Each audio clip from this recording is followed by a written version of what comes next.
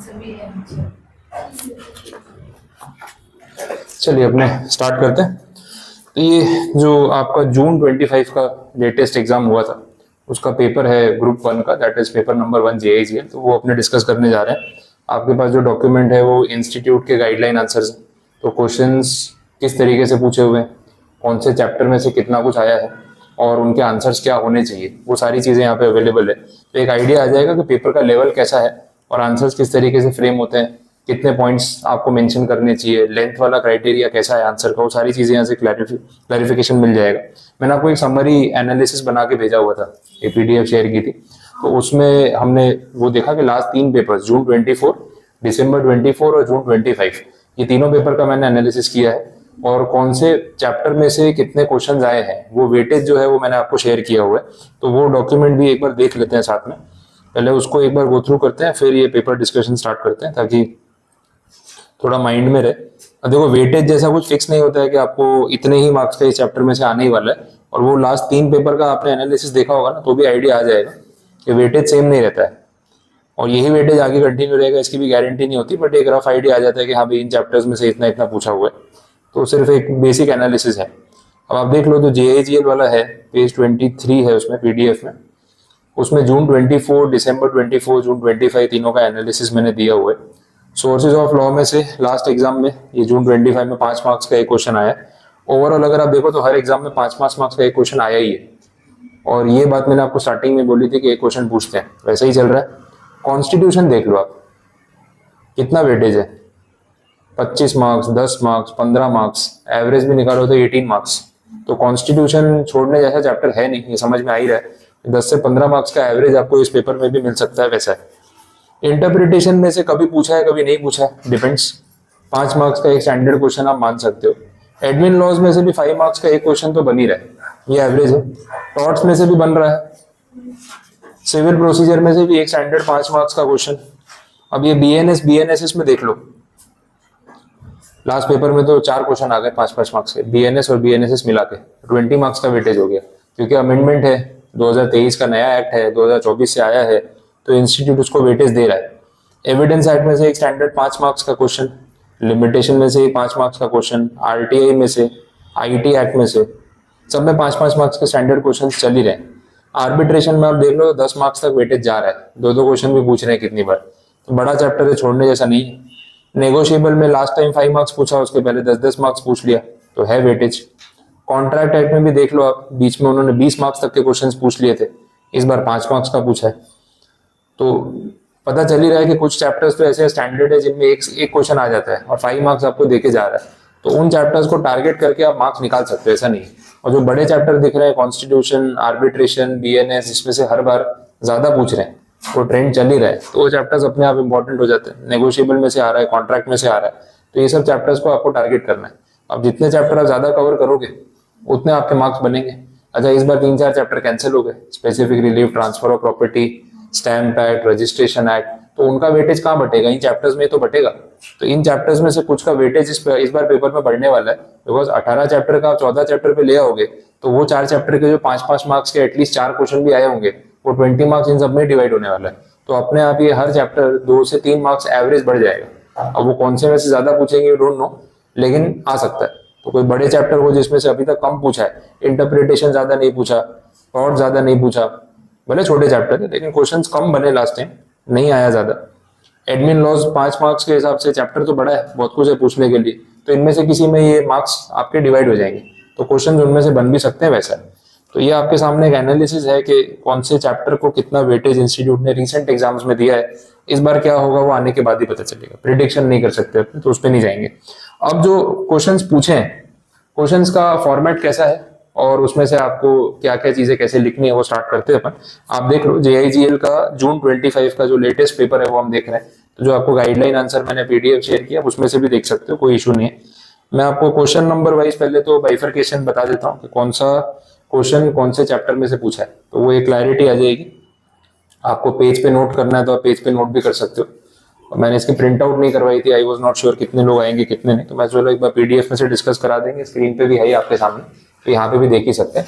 तो कुछ ज्यादा टाइम नहीं लगेगा। आप जून 25 टाइटल दे दो, क्वेश्चन 1A 1B कहाँ से पूछा, ऐसे चैप्टर का नाम शॉर्ट में लिख लो, तो बाद में भी आप अगर प्रिंट आउट करवाना चाहो या घर पे भी रेफर करो तो लिस्ट के बेसिस पे काम हो जाएगा। चलिए, तो सबसे पहला जो आपका क्वेश्चन है दैट इज क्वेश्चन 1।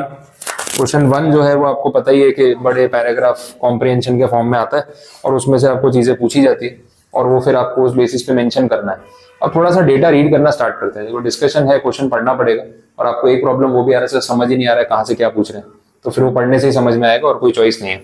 देख लेते हैं, मैंने भी पूरा पेपर ऐसे सॉल्व नहीं किया, आपके साथ साथ ही देख रहा हूँ।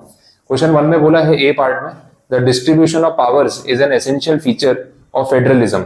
अब जैसे डिस्ट्रीब्यूशन ऑफ पावर फेडरलिज्म की बात आती है ना, तो कहीं ना कहीं अपना दिमाग कॉन्स्टिट्यूशन पे जाता है।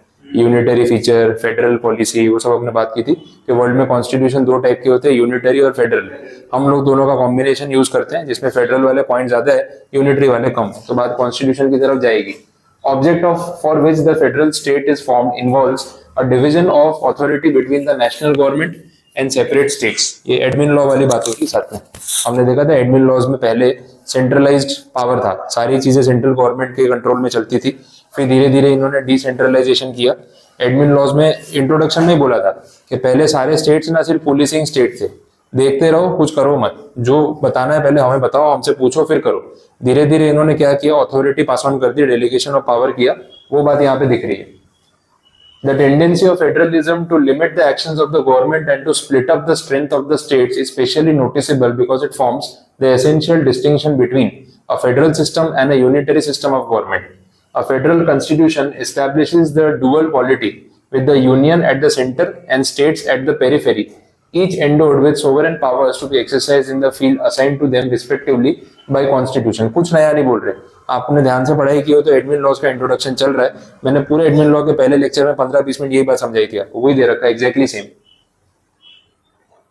That one is not subordinate to the other in its own field. The authority of one is to coordinate with that of the other. दोनों को मिलके काम करना है, कोई सबऑर्डिनेट छोटा बड़ा नहीं है यहाँ पे। In fact, the basic principle of federalism is that the legislative, executive, and financial authority is divided between the center and the states, not by any law passed by the center, but by the constitution itself. This is what Indian constitution does. Constitution में हमने देखा union list, state list, concurrent list, उसमें powers divided है। तो state को जो power मिला है ना, वो सेंट्रल गवर्नमेंट की मेहरबानी नहीं है, वो कॉन्स्टिट्यूशन का पावर है जिस वजह से स्टेट को अथॉरिटी मिली है। वैसा constitution of India makes two fold distribution of legislative power with respect to territory, with respect to subject matter. Jurisdiction की बात हो रही है। अब गुजरात स्टेट में कोई मैटर होगा तो गुजरात गवर्नमेंट कंट्रोल करेगी, लेकिन फिर दूसरा भी होता है ना, सब्जेक्ट मैटर क्या हुआ है उसके बेसिस पे भी कितनी बार होता है। टेररिस्ट एक्टिविटी हो गई या पैंडेमिक एक्ट लग गया तो सेंट्रल गवर्नमेंट के पास पावर होते हैं कि वो स्टेट में इंटरफेयर कर सकती है, फिर स्टेट गवर्नमेंट ही अथॉरिटी है ऐसा नहीं होता, तो वो सारी चीजें भी रहती है। आर्टिकल 245 का रेफरेंस है, subject to the provisions parliament may make laws for the whole or any part of the territory of India. According to the given clause 2, a law made by parliament shall not be deemed to be invalid on the ground that it has extra territorial operation. ये term भी पढ़ा हुआ है, extra territorial मतलब India के territory के बाहर। तो हमने देखा है कि इंडिया के टेरिटरी के बाहर बैठ के कोई हम पे अटैक करे तो उसके रिगार्डिंग कानून बनाने का पावर हमारे पास है। इंटरपोल को इन्वॉल्व कर सकते हैं, बाकी अथॉरिटीज को इन्वॉल्व कर सकते हैं और उस टेररिस्ट को पकड़ के लाने का पेपर वर्क भी हो सकता है। तो वो सारे पावर्स इंडियन गवर्नमेंट के पास है। Our constitution makers have followed the Canadian scheme. ये बात भी मैंने आपको बताई थी। एक अमेरिकन सिस्टम है, एक कैनेडियन सिस्टम है, हमारा सिस्टम कैनेडियन से मैच करता है। ये मैंने आपको कॉन्स्टिट्यूशन के इंट्रोडक्शन में बोला हुआ है कि अमेरिका में कैसा है कि एक सरकार जो ज्यादा स्टेट्स जीत गई वो सारे स्टेट्स पे राज करती है। 50 के करीब स्टेट्स है, आधे आप जीत गए ना तो सारे में आप ही रूलर हो। अभी डोनाल्ड ट्रम्प की सरकार है तो पूरे यूनाइटेड स्टेट्स ऑफ अमेरिका के जितने भी स्टेट्स है जो वैसे नेशंस है उन सब में डोनाल्ड ट्रम्प की गवर्नमेंट है। इंडिया में ऐसा नहीं है। एक लोकसभा इलेक्शन आप जीतोगे तो आप यूनियन गवर्नमेंट बनाते हो, लेकिन स्टेट गवर्नमेंट जो है वो अलग अलग होती है और ये पैरेलली काम करते हैं। तो ये कैनेडियन सिस्टम वाली बात हम देख चुके हैं। फेडरल, प्रोविंशियल, कॉन्करेंट, आज की डेट में ये ब्रिटिशर्स के टाइम पे government of India act 1935, federal law, federal court, supreme court वाला आंसर अगर याद करो, सुप्रीम कोर्ट से पहले ब्रिटिशर्स के टाइम पे क्या था, हाई कोर्ट के ऊपर 2 थे, एक फेडरल कोर्ट था और एक दूसरी अथॉरिटी थी। उन दोनों को मर्ज करके इन्होंने यहाँ पे सुप्रीम कोर्ट बनाया, तो वो सब सिस्टम बताया हुआ है। अब आ गया union list, state list, concurrent list. ये आज की डेट में जो करंट सिनारियो है after the constitution was implemented. फिर आर्टिकल 246 का रेफरेंस है। it is related to the subject matter of law making power of parliament and state legislatures. Parliament has exclusive power to make laws with respect to any of the matters enumerated in list 1 in the 7th schedule. ये बहुत बार आया है, 7 schedule है constitution का, उसमें है list number 1 2 3. List 1 is union, list 2 is state and list 3 is concurrent list, वैसे बोला हुआ है. Parliament subject to the given clause and legislature to any state have the power to make laws. वो सब story समझाइए कि भाई ये सब पावर होते हैं उनके पास. देखो लिस्ट 3 का भी रेफरेंस आ गया, लिस्ट 1 का भी आ गया. स्टेट के पास जो पावर्स है वो लिस्ट 2 में है, देखो वही स्टोरी चल रही है.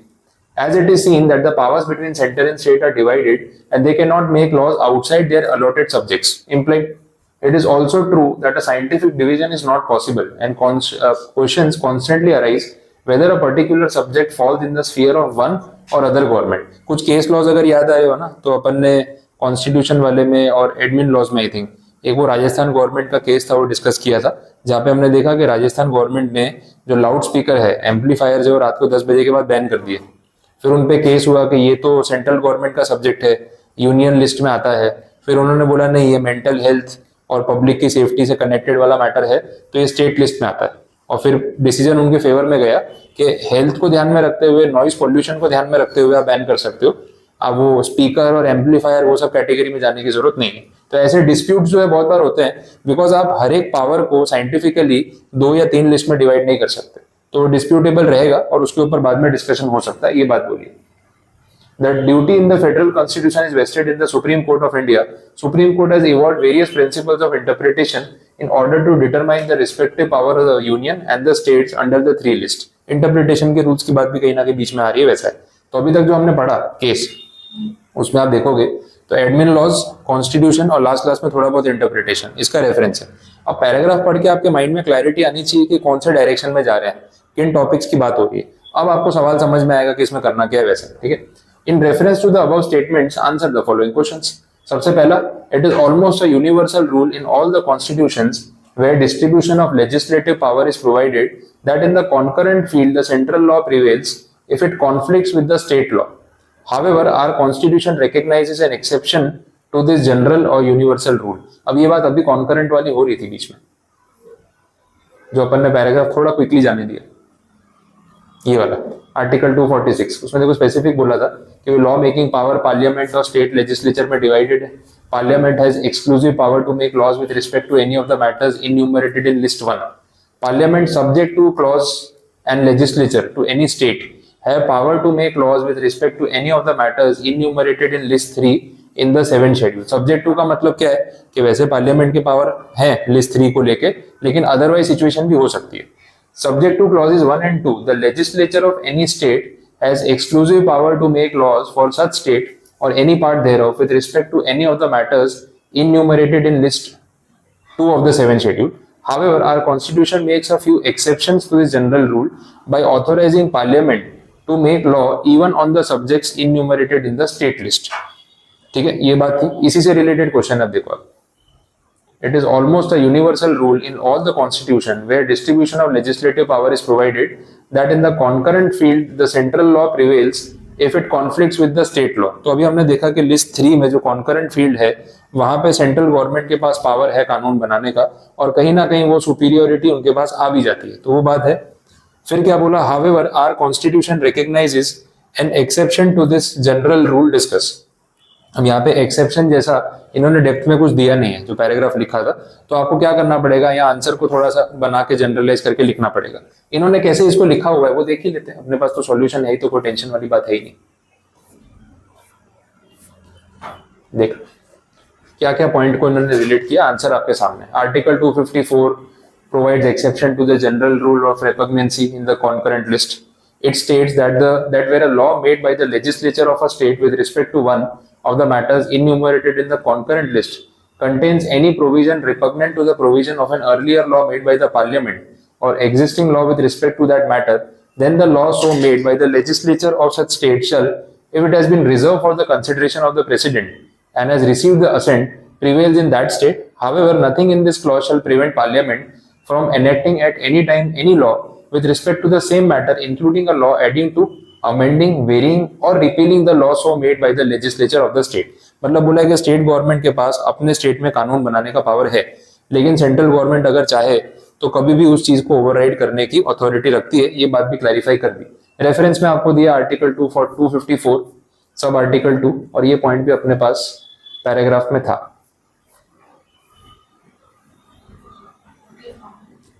टू 45 था ना, तो इन्होंने 254 का रेफरेंस नहीं दिया। ओके सॉरी, सब आर्टिकल 2 है।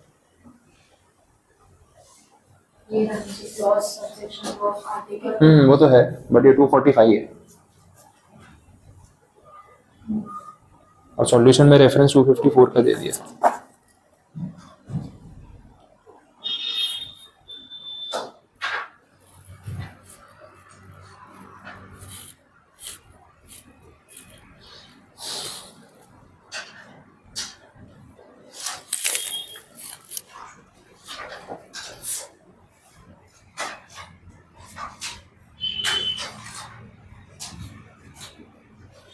एक बार आर्टिकल चेक करते हैं, नंबरिंग में गड़बड़ तो नहीं दिया।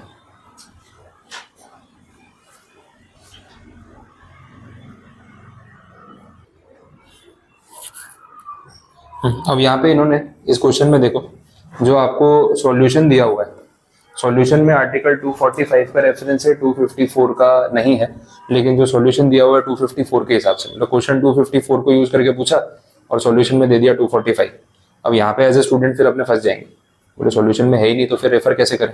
तो ऑब्वियसली यहाँ पे फिर आपको थोड़ा बहुत जनरलाइज करके या क्वेश्चन के बेसिस पे लिखना पड़ेगा। पहले क्वेश्चन में ऐसा कर दिया, अब ये हो सकता है पर्पसफुली भी किया हो, क्योंकि पेपर में जब पहले ही क्वेश्चन ऐसा आ जाए तो अपने तो वही पैनिक हो जाते हैं, आगे क्वेश्चन वही खत्म हो जाते हैं। तो पहले क्वेश्चन में क्लैरिटी है, सॉल्यूशन सामने है कि उन्होंने आपको पैराग्राफ में 245 समझाया, 246 समझाया, लेकिन फिर जो आंसर पूछा वो 254 के बेसिस पे पूछा। तो जो आर्टिकल कॉम्प्रिहेंशन में दिया नहीं, पहले क्वेश्चन उसके बेस पे पूछ लिया। अब यही आपका माइंड का टेस्ट होता है, पहला क्वेश्चन पढ़ा, बोले यार ये तो मैच नहीं हो रहा, पैराग्राफ पढ़ रहे तो भी रिलेट नहीं हो रहा, ठीक है कोई बात नहीं, अगर आप श्योर नहीं हो तो एक बार उसको छोड़ के आगे बढ़ो।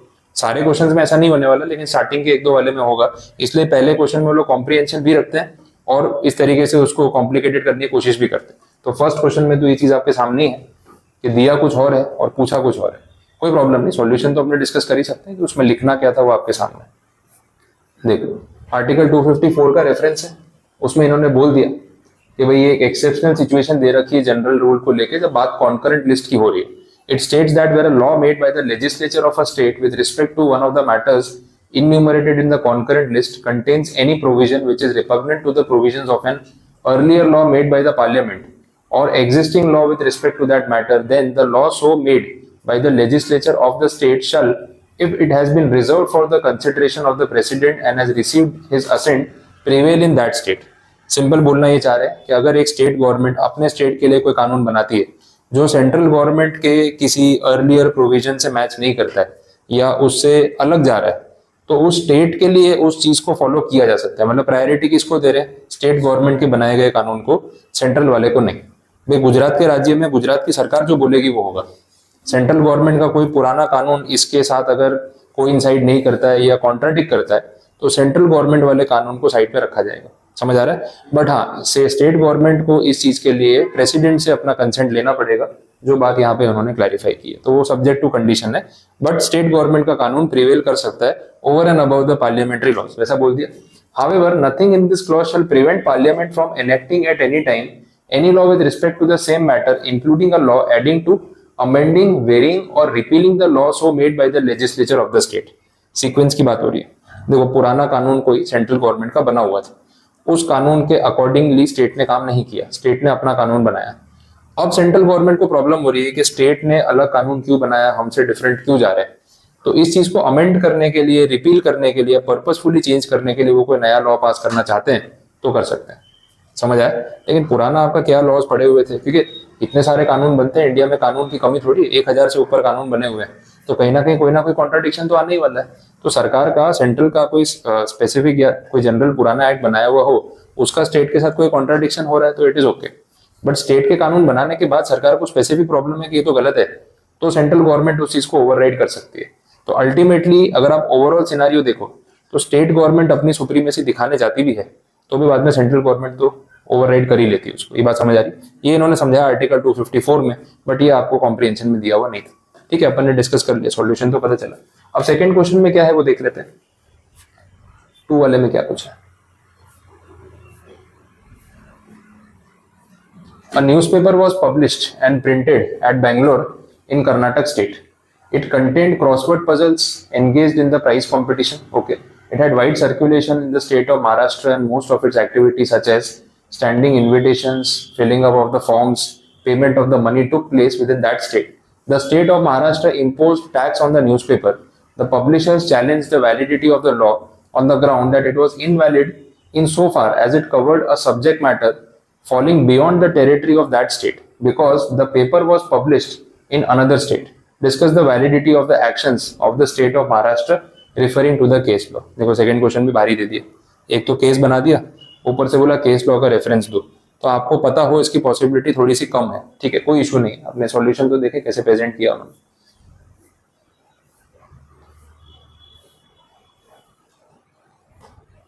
केस का रेफरेंस आ गया। अब अगर किसी को केस नहीं पता है तो उसकी गाड़ी वहीं अटक गई, फिर उसको जनरली सोच के लिखना पड़ेगा।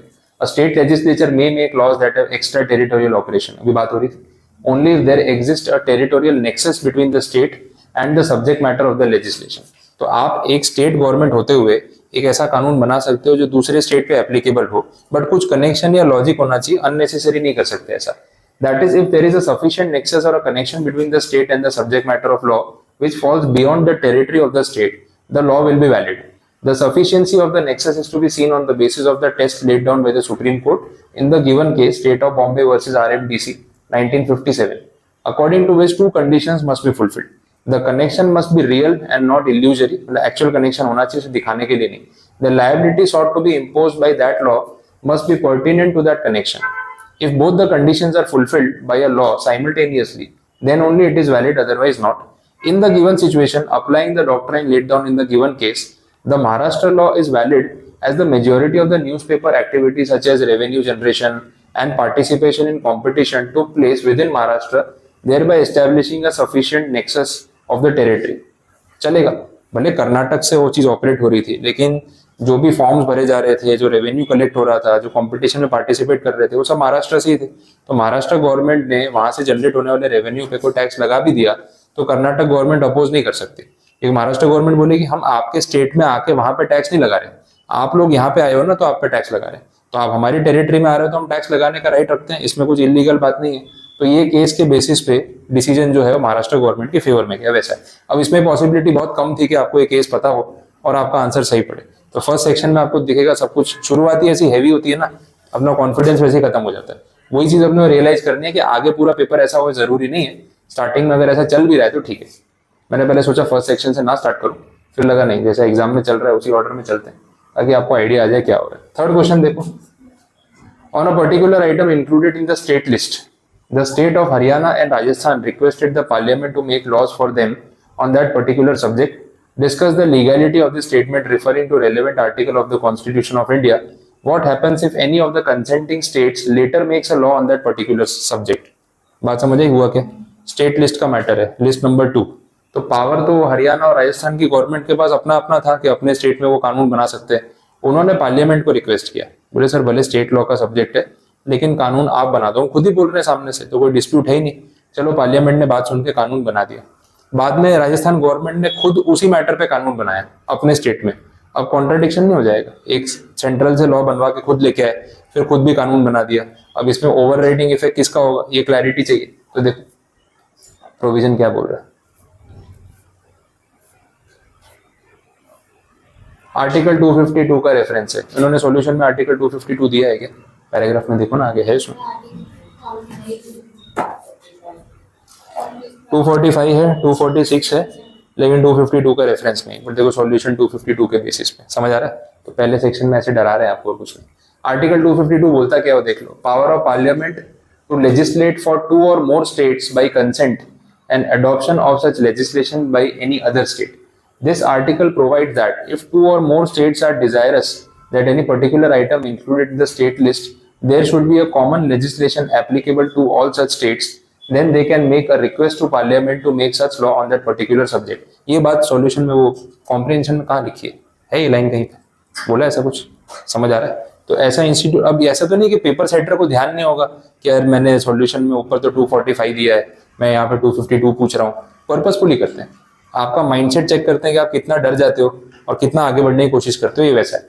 अब सॉल्यूशन तो यहाँ पे समझाया हुआ, उसमें तो कोई प्रॉब्लम है ही नहीं कि 2 या 2 से ज्यादा स्टेट्स अगर उनकी इच्छा है कि कोई स्टेट लिस्ट वाले मैटर के ऊपर कॉमन कानून बन जाए, तो वो लोग जाके मिल के पार्लियामेंट को रिक्वेस्ट कर सकते हैं कि देखो हम अलग कानून बनाए, ये अलग कानून बनाए, वो तीसरा स्टेट अलग कानून बनाए, सब्जेक्ट मैटर तो एक ही है, एक काम करो ना आप लोग कॉमन लॉ बना दो ना हम सबके लिए, तो हमारा काम आसान हो जाए। तो ऐसा करना अलाउड है, ये बोल रहे हैं। Such request shall be made by passing a resolution in the legislature of the state concerned.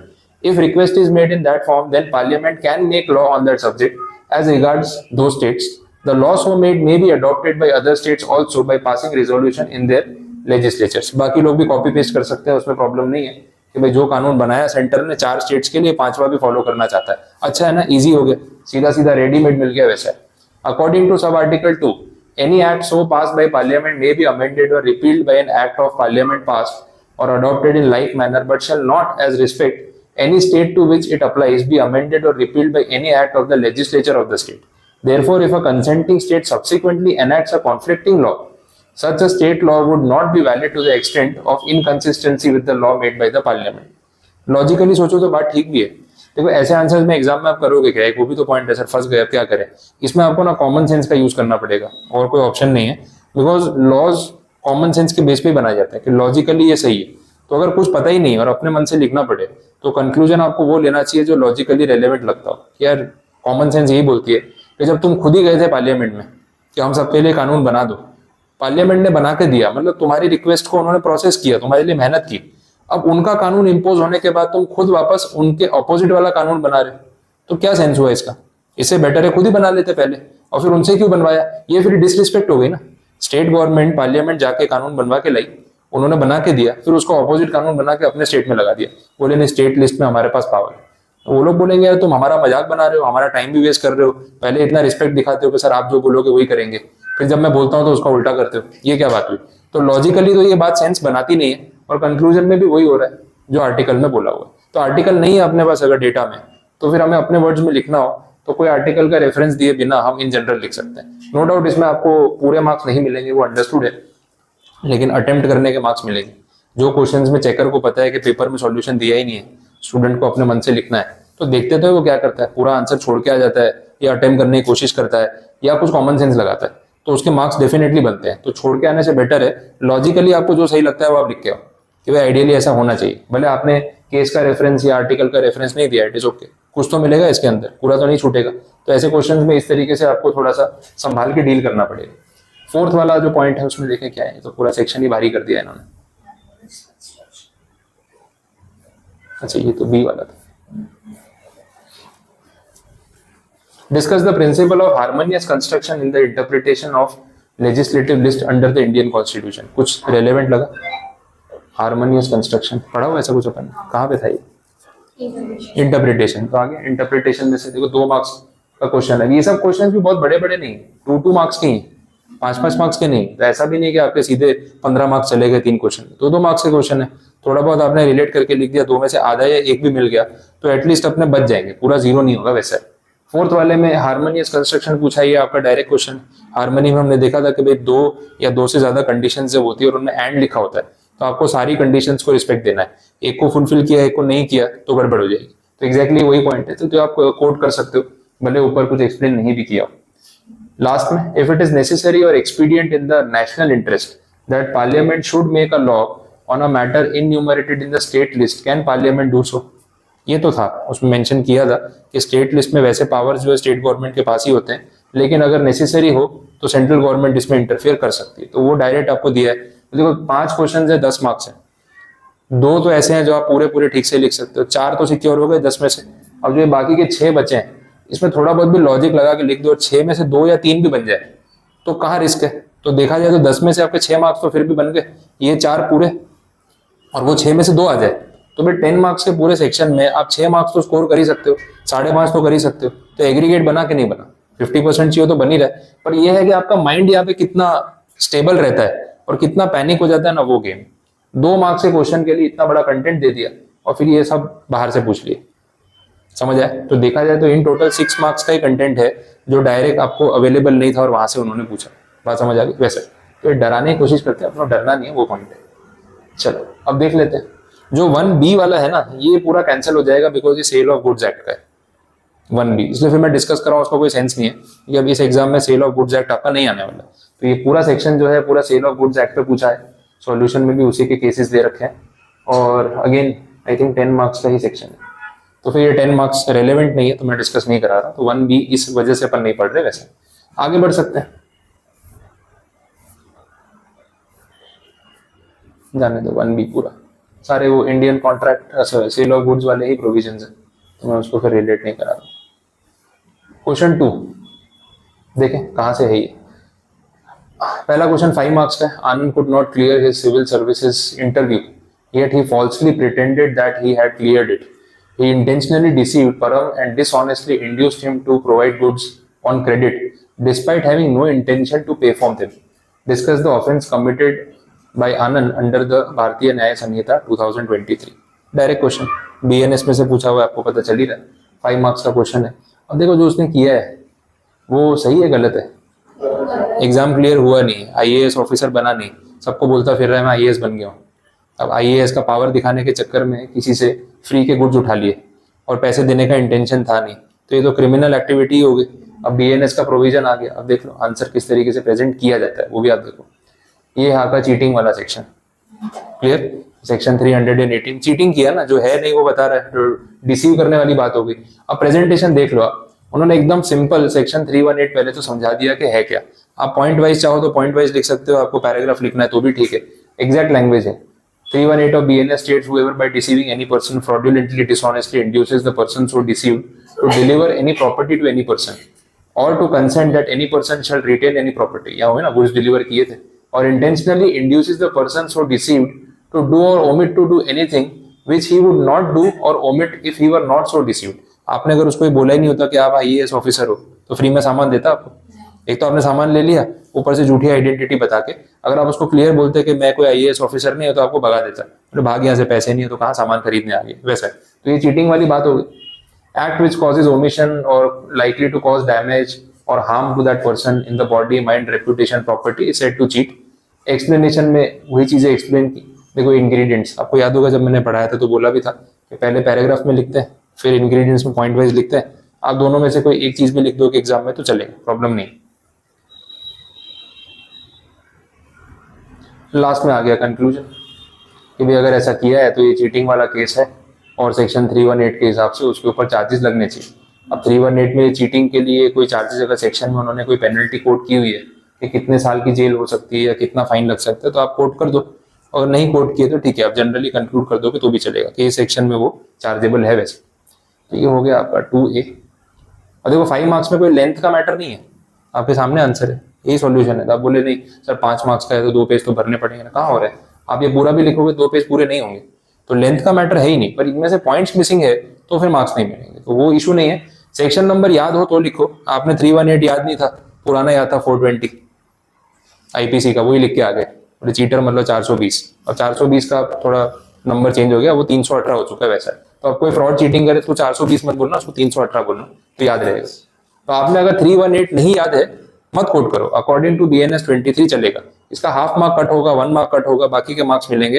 पर 318 का आपने 420 लिख दिया, पूरा आंसर 0 हो जाएगा, पूरा आंसर 0, क्योंकि इंस्टीट्यूट बोलता है 420 का ये कंटेंट है ही नहीं। आपका पॉइंट ऑफ व्यू ये है कि सर आंसर तो पूरा सही है, सेक्शन नंबर गलत है। उनका पॉइंट ऑफ व्यू है कि जो सेक्शन आपने कोट किया उसके अंदर का जो कंटेंट है वो कंटेंट ही गलत है, तो या तो सेक्शन का आधा मार्क ले लो, कंटेंट छोड़ दो, वो 0 हो जाएगा पूरा। तो टेक्निकली आपको कुछ मार्क्स मिलेंगे नहीं, तो ये थोड़ा सा ध्यान रखना। नेक्स्ट क्वेश्चन B देख लो 2 का, ये भी 5 मार्क्स का है। Ram filed a suit for recovery, एक बार देख लो ये कैंसिलेशन वाला तो नहीं है, तो बीच बीच में वो चैप्टर्स आ रहे हैं जो कट है, इसलिए मैंने नहीं, CPC वाला केस, ठीक है। Ram filed a suit for recovery और सर्टेन सम अगेंस्ट राज, वो वाज अ माइनर से recovery. Later an ex parte decree was passed against Raj, वो आया नहीं होगा, एक तो माइनर है उसके अगेंस्ट एक्स पार्टे ऑर्डर भी आ गया। In execution of decree the house of Raj was sold to Prabhu and sale certificate was also issued in favor of Prabhu.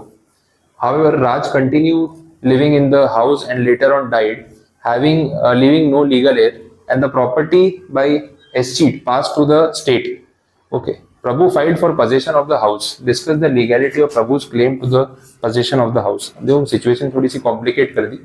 एक तो पहले राम ने सूट फाइल किया for recovery of certain sum against Raj, जो खुद माइनर है, तो माइनर के ऊपर डायरेक्ट कोई चार्ज लगता नहीं है, माइनर आया नहीं कोर्ट में, तो उसके खिलाफ एक्स पार्टे डेक्री भी पास हो गया, हाँ, माइनर के against. In execution of decree the house of Raj was sold to Prabhu, उसका घर बेच भी दिया, सेल सर्टिफिकेट भी इशू हो गया, लेकिन राज ने घर खाली नहीं किया, जब तक वो अलाइव था उसी में रह रहा था, उसकी डेथ हो गई, कोई लीगल एयर नहीं है, और अब जो प्रॉपर्टी है वो सरकार के पास चली गई। अब प्रभु फाइल कर रहा है for position of the house, तो फिर वो राम का क्या हुआ? राम और प्रभु एक तो है नहीं, अलग अलग है। तो देखें, नाम भी ढूंढ ढूंढ के लाते हैं लॉजिकली। चलिए अब देखिए रेफरेंस क्या दिया हुआ है, इन सूट्स और बाय और अगेंस्ट माइनर, ये अपन ने पढ़ा हुआ है, सूट बाय और अगेंस्ट माइनर, माइनर पे केस फाइल हो सकता है, माइनर किसी पे केस फाइल करना चाहे तो कर सकता है, उसका कुछ प्रोविजन था, वो major, legal guardian, next friend. Minor पे केस फाइल करते भी हो तो उस पर पर्सनल लायबिलिटी तो आती नहीं है, उसमें ये हो सकता है कि माइनर का जो गार्डियन है या उसके पेरेंट्स की कोई एस्टेट उसको मिली है, उसमें से उसको कॉम्पनसेशन देना पड़ सकता है, ये पॉसिबिलिटी होती है। यहाँ पे क्या बोला वो देख लो, इन सूट बाय और against minor the given order of the CPC lays down the mandatory procedure for proper representation of minor through a guardian, where the defendant is a minor, the court, upon being satisfied of such fact, shall appoint a proper person to be the guardian for the suit on behalf of the minor. Order number 32. Such appointment may be made on the application of the minor or by the plaintiff. A person appointed as guardian for the suit shall, unless removed or deceased, continue to represent the minor throughout all the proceedings arising out of the suit, including appellate, revisional, execution proceedings. इस case में भी तक ऐसा कुछ हुआ कि minor के लिए किसी को अपॉइंट किया गया हो? ये तो सीधा उसके एक्स पार्टी ऑर्डर सब निकाल दिया, तो ये थोड़ा सा गलत जा रहा है। इतना तो आपको भी ध्यान था कि नेक्स्ट फ्रेंड के बिना माइनर की प्रोसीडिंग आगे नहीं बढ़ सकती, सेम चीज समझा रहे हैं। All applications and orders concerning a minor in a suit must be made through the minor's next friend और guardian. Any orders made without such representation can be set aside if it is shown that the pleader knew or should have known about the minor status. This provision safeguards their legal rights and ensures proper representation in court. तो या तो court उसके लिए कोई guardian appoint करे, या वो minor खुद रिक्वेस्ट करे कि यार मैं कैसे डील करूंगा, या जो सामने वाली पार्टी है ना प्लेंटिफ, उसको पता है ना सामने वाला माइनर है, तो उसको खुद ही कोर्ट को बोल देना चाहिए कि सर ये माइनर है, आप इसके लिए कोई लीगल गार्डियन अपॉइंट कर दो जिसके थ्रू हम डील कर सके, ये हमें पता है माइनर से बात करके फायदा नहीं है, उसका कोई बाद में हमें बेनिफिट मिलने वाला नहीं, तो ये इसमें से कुछ तो होना चाहिए। In this case the decree was passed in contravention of the given order. दिख ही रहा है, Raj was a minor when the suit was instituted as well as when the house was sold in execution of the decree. It is well settled that a decree passed against a minor without appointment of guardian is null and void, being passed without jurisdiction. As there was no guardian appointed for Raj, the decree stands vitiated and unenforceable in law. हो ही नहीं सकता। तो जो शुरू से story बनी वो सारी गलत है, वो अगेंस्ट द लॉ है, तो उसकी प्रॉपर्टी उसे ले ली, बेच दी, कोई सेंस नहीं बनता। तो कोई क्या टाइटल क्लेम कर लेगा, कोई क्या पोजीशन क्लेम कर लेगा, कोई लॉजिक नहीं बनता उसका। तो ये जो क्लेम है प्रभु का for position is not legally tenable, वो नहीं पॉसिबल होगा वैसा है। अब ये इतना टफ नहीं था, स्टोरी आपको माइनर वाली समझ आई हो। देखो आंसर पढ़ के आप कंक्लूजन तक जा रहे हो वो सेकेंडरी है, पहले आपको प्रोविजन रिलेट होना चाहिए कि कौन से चैप्टर में से पूछा और कौन सा टॉपिक है। आपको ये तो समझ आया बात माइनर की हो रही है, उस पर केस फाइल हो रहा है, उसकी प्रॉपर्टी ले रहे हैं, तो एटलीस्ट आप माइनर वाला वो ऑर्डर तो समझा दो, ये नेक्स्ट फ्रेंड वाली स्टोरी तो बता दो। This is provision part. अगर आप इतना भी सही लिखते हो तो 5 में से 2, 2.5, 3 वाली रेंज में तो आप आई जाओगे। आप कंक्लूजन सही लिखोगे तो और मार्क्स बढ़ जाएंगे, फिर 4 तक भी चले जाओगे वैसा। तो एटलीस्ट प्रोविजन समझ आ जाए, तो प्रोविजन रिलेट कराओ कि हाँ इस बारे में बात हो रही है। और कंक्लूजन में अगर आपको कोई specific order number, section number नहीं पता है तो लॉजिकल कंक्लूजन तो दे सकते हो कि यार माइनर, क्योंकि नेक्स्ट फ्रेंड की तो कोई बात ही नहीं थी केस में, तो इतना तो आपको भी समझ आ रहा होगा कि बिना नेक्स्ट फ्रेंड के माइनर के खिलाफ डिसीजन भी आ गया, एक्स पार्टी ऑर्डर भी दे दिया, मतलब वो कोर्ट में आया भी नहीं, उसको पता भी नहीं क्या हुआ, और उसका घर बेच भी दिया कोर्ट ने, और डिक्लेरेशन भी दे दिया कि इसको सेल कर दो, बेच दो, पैसा रिकवर कर लो। ऐसा कैसे हो सकता है? तो ये प्रैक्टिकली भी लॉजिकल नहीं लगता है। और माइनर वाले केस में तो बोला ही था लीगल गार्डियन के बिना उसके खिलाफ कोई एक्शन नहीं हो सकता। तो बस ये बात आपने समझाई। अब देखो आंसर की लेंथ में आप देख लो, पूरा कंटेंट जो एक्सप्लेन किया है उसमें मेजोरिटी कंटेंट में और नेक्स्ट फ्रेंड वाली स्टोरी समझाई है। कंक्लूजन का तो ये लास्ट में एक ही पैराग्राफ है और वो हमेशा लास्ट में होना चाहिए। तो अगर आपने यहाँ तक भी सही लिखा है ना तो 5 में से आपके 2.5 मार्क्स, 2 मार्क्स तो मिनिमम बन जाएंगे। चेकर थोड़ा स्ट्रिक्टली भी चेक करेगा, कंक्लूजन नहीं दिया तो भी 2-2.5 तो आ जाएंगे, तो 40-50% मार्क्स तो स्कोर हो ही जाते हैं। तो ऐसा नहीं कि बनेगा नहीं, जितना आता है आपको उतना लिखना फिर। और कंक्लूजन आप लॉजिकली दे सकते हो। कंक्लूजन कभी भी वो डिप्लोमेटिक नहीं देना चाहिए, यस भी बोल दिया, नो भी बोल दिया। कितनी बार लोग क्या करते हैं, श्योर नहीं होते ना कंक्लूजन क्या देना है, माइनर के फेवर में बोलूँ कि अगेंस्ट में बोलूँ। तो ऐसा भी हो सकता है, वैसा भी हो सकता है, may be not, this is also possible, that is also possible. पर जज थोड़ी ऐसा जजमेंट देता है कि हाँ इसको फांसी दे भी सकते हैं, नहीं भी दे सकते, ठीक है, आधी फांसी दे के उतार लेना इसको, ठीक है, बेहोश हो जाए तो उतार लेना, ऐसा थोड़ी होगा यार, या तो फांसी दो या तो मत दो, या जेल भेजो या मत भेजो। आप डाइसी नहीं हो सकते ना कि यार दोनों में से कुछ भी हो सकता है। अगर आप डिप्लोमेटिक आंसर दोगे तो हो गया, वो कंक्लूजन वेस्ट है।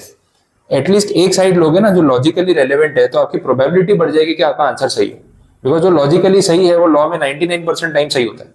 तो आपको एक साइड तो लेनी पड़ेगी जब आप कंक्लूड कर रहे हो, आप दोनों साइड नहीं रह सकते, दोनों साइड रहना मतलब जीरो है। तो या तो यस बोल दो या नो बोल दो, एटलीस्ट 50% चांस रहेगा कि आप सही साइड पे और आपके मार्क्स पूरे बन जाए, कुछ तो प्रोबेबिलिटी रहेगी, तो ये ध्यान रखना। तो कंक्लूजन कभी भी ऐसा मिडवे मत छोड़ देना, उसका कोई फायदा नहीं है। अब 2C वाला स्पेसिफिक रिलीफ एक्ट के बेसिस पे वो अपना कैंसिल हो गया, वो काम का नहीं। चलिए नेक्स्ट देख लेते हैं। 3 वाले में कोई कट है तो पहले ही बता दो। क्वेश्चन 3 वाले में जो बी है, 3 का बी, वो ट्रांसफर ऑफ प्रॉपर्टी एक्ट से रिलेटेड है, तो वो कट हो जाएगा। ए वाले में इन्होंने बात कॉन्ट्रैक्ट एक्ट की। Rakesh entered into a bond with a company to serve for a period of 5 years. As per the terms, if Rakesh leaves the job earlier and joins a competitor within 5 years, he would be liable to pay damage. अब bond sign किया है तो फिर तो ठीक है। After receiving necessary training, Rakesh left the job within the stipulated period and joined a competitor. वाह, training लेने आया था ये खाली, इंटेंशन ही ठीक नहीं लग रहा इसका। The former employer filed a suit for damages against him. Is this agreement valid under the Indian Contract Act? बोलो क्या लग रहा है, कॉन्ट्रैक्ट वैलिड लग रहा है, कुछ गड़बड़ है? भाई 5 साल का बॉन्ड साइन किया था और बोला था 5 साल आपको हमारे साथ ही काम करना है, और आप 5 साल तक हमारी जॉब छोड़ के कॉम्पिटिटर की कंपनी ज्वाइन नहीं कर सकते, उसके बाद करना है तो करो। अब ऐसे कॉन्ट्रैक्ट्स वैलिड होते हैं या इनवैलिड होते हैं? बॉन्ड साइन करवाते हैं ना कंपनी वाला, 2 साल का बॉन्ड, 3 साल का बॉन्ड, तो बॉन्ड सर्व करना पड़ता है कि नहीं करना पड़ता? फिर आपने 5 साल का कमिटमेंट दिया, ट्रेनिंग हो गई 15-20 दिन, 1 महीना 2 महीना, फिर आप कंपनी छोड़ के चले गए, मतलब काम सीखने आए थे। ये तो ऐसा लग रहा है कॉम्पिटिटर ने आपको भेजा था कि इसकी कंपनी में जा, ज्वाइन कर, सीख ले, लोग क्या क्या सिखाते हैं, फिर आ जाना। तो अपने सीख लेंगे क्या करना है क्या नहीं करना है। तो ऐसा तो होना नहीं चाहिए, तो गलत ही दिख रहा है। सॉल्यूशन में देख लो।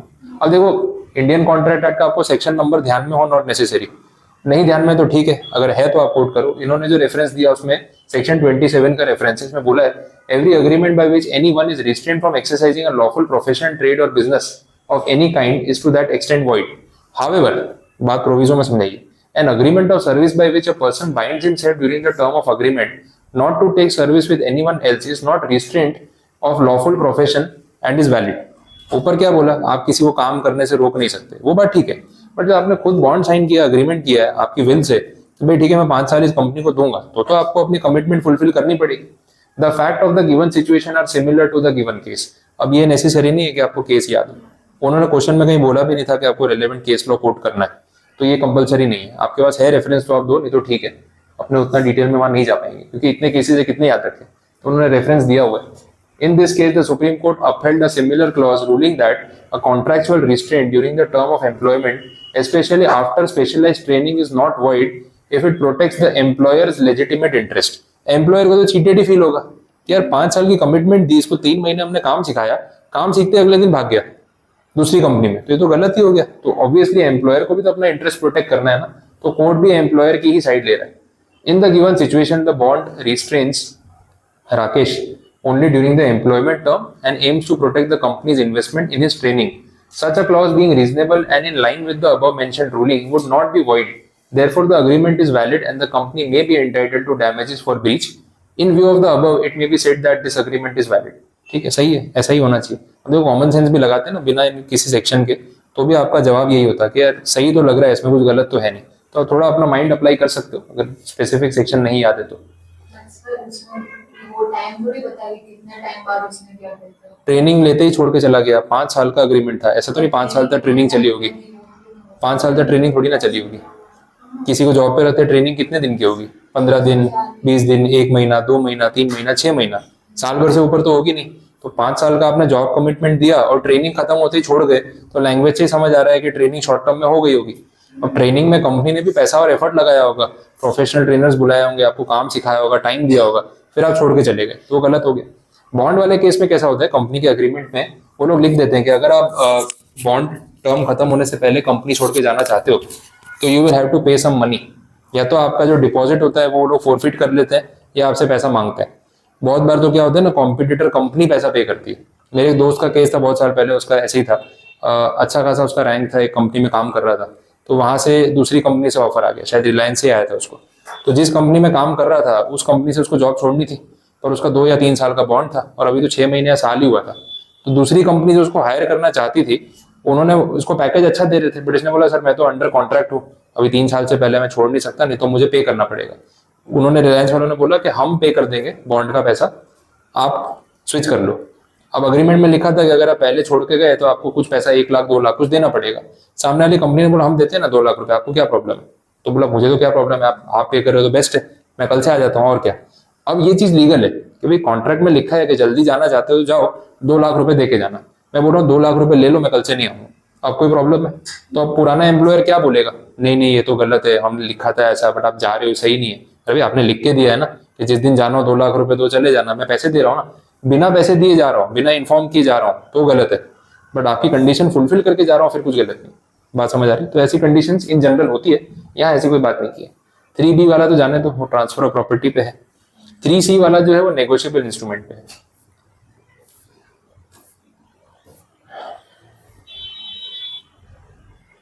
उसमें भी केस का ही रेफरेंस है, अगर आपको केस देखना है तो आप पीडीएफ में से भी देख सकते हो। सेक्शन 138 का मैटर है, शॉर्ट में अगर बता दूं, मैंने शेयर की है पीडीएफ, आपको ग्रुप में आई होगी, हाँ देखना है व्हाट्सएप पे।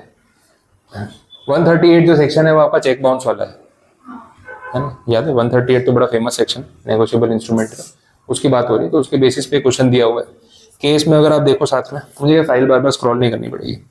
यहाँ पे बोला है Niresh draws a cheque of ₹50,000 on his own account payable to Gukesh, but he only has ₹20,000 in his account. 50,000 का चेक दे दिया और अकाउंट में 20 पड़े।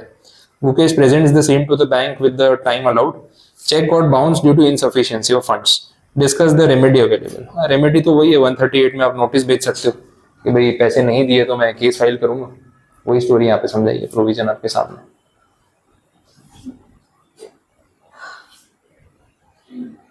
देखो सेक्शन पढ़ लो, और कुछ है नहीं इसमें। जेल कितनी हो सकती है वो लिखा है, 2 years। एकदम सिंपल डायरेक्ट क्वेश्चन, कुछ भी ऐसा कॉम्प्लिकेशन है तो इजी क्वेश्चन आ रहे हैं। स्टार्टिंग में एकदम हैवी कर दिया था, पीछे आप आ रहे हो तो क्वेश्चन आपके बनेंगे, ऐसा प्रॉब्लम नहीं है, ठीक है। ये पूरा समझा दिया। वो नोटिस भेजना पड़ता है ना 30 दिन के अंदर अंदर, तो वो कंडीशन देखो, एकदम सिंपल डायरेक्ट क्वेश्चन। पेपर में ढूंढोगे तो 60% क्वेश्चन आपको ऐसे ही मिलेंगे, बट आप पहले ना वो जो 15 मिनट रीडिंग की मिलती है ना, ये सारा गेम उसका है। 15 मिनट रीडिंग की आपको बहुत अच्छे से यूटिलाइज करनी है, उसमें सेग्रीगेशन कर लेना है कि ये मुझे आता है या नहीं आता है। और पहला सेक्शन तो देखो हैवी होगा, मैं आपको पहले ही बता रहा हूँ। मैं तो जनरली ना पीछे 5 6 7 में से लिखना शुरू करता था, यहाँ पे 4 5 6 है ना, मुझे पक्का पता है कि वो ईजी वाले क्वेश्चन पीछे होते हैं। लोगों का आगे टाइम वेस्ट हो जाता है, फिर पीछे टाइम बचता नहीं है पर आता होता है, फिर लिखने बैठे तो टाइम कम पड़ गया।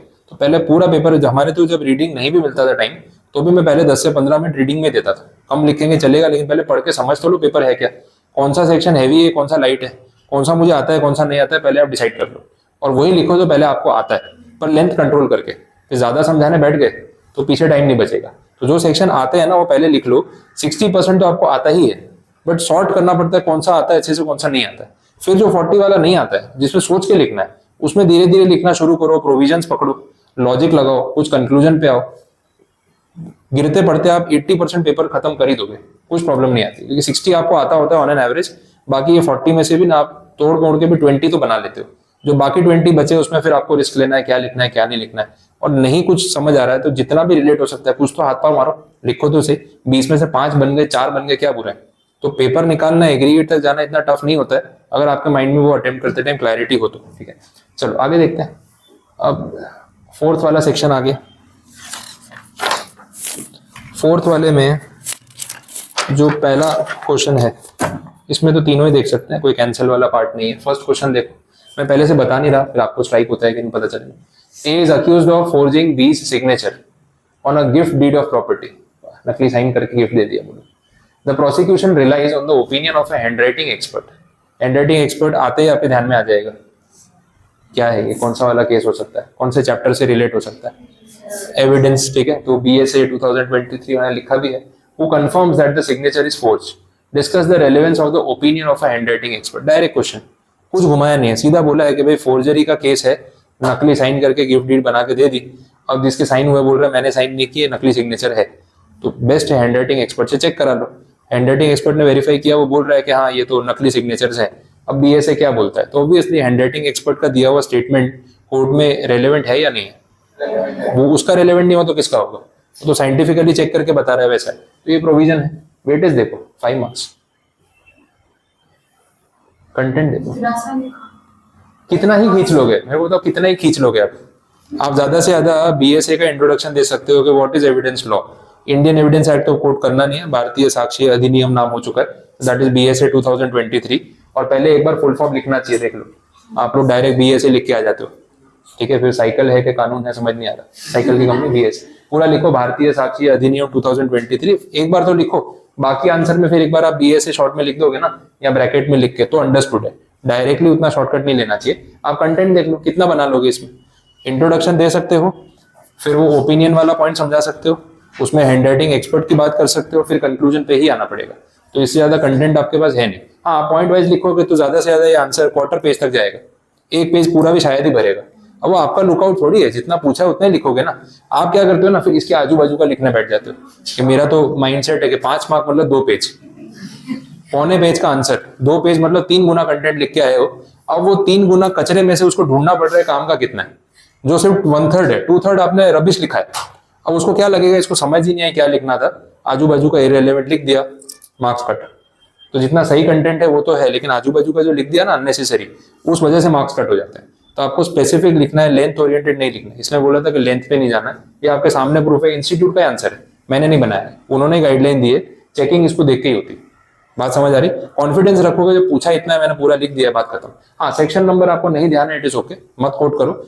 मैक्सिमम 1 मार्क जाएगा यहाँ पे, लेकिन 5 में से आपके 4 सिक्योर है। चेकर आधा एक और काट लेगा तो भी 3.5 तो सिक्योर है, क्योंकि आधा मार्क तो चेकर के हाथ में थियरी में रहने वाला है। तो 3.5 तो मिनिमम आपके बन जाएंगे। बोलो स्कोरिंग है कि नहीं?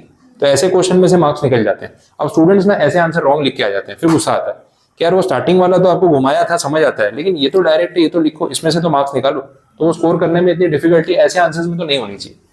नेक्स्ट देख लेते हैं 4B। Raj has been wrongfully detained in custody by Yogesh, a police officer. What remedy is available to Raj family in such a case under Indian Constitution? बोलो कुछ स्ट्राइक हो रहा है? थोड़ा सोचोगे तो याद आ जाएगा, ऐसा कुछ था। सोचो, 1 मिनट टाइम दे लो, एग्जाम में भी तो मिलेगा।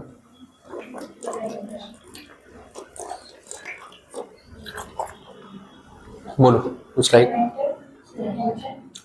प्रिवेंटिव डिटेंशन, हाँ प्रिवेंटिव डिटेंशन वाला पॉइंट आप यहाँ ले सकते हो। और सॉल्यूशन रेमेडी, क्योंकि रेमेडी पूछिए। रेमेडी के अंदर उसको वही कि भाई लॉयर हायर कर सकता है, हाँ, और उसको रीजन बताना होगा।